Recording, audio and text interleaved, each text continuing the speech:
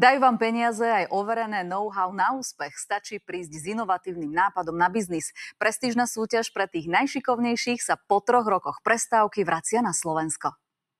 Megamozgy zo Slovenska, ktoré hviezdia aj v zahraničí. Slovenský vynález napríklad šetrí peniaze na odpad v takmer 100 krajín sveta.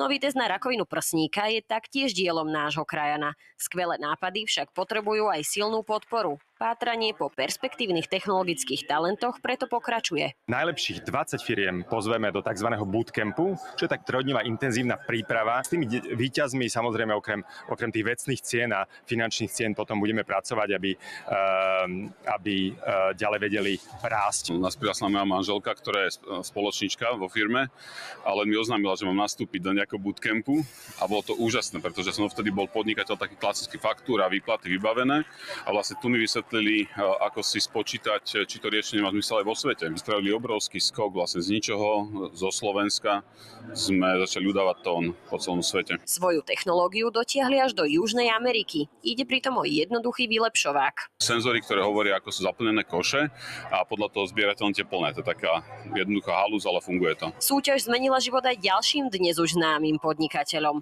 Svetovo uznávaný vedec Pavol Čekan sa preslávil svojimi COVID testami.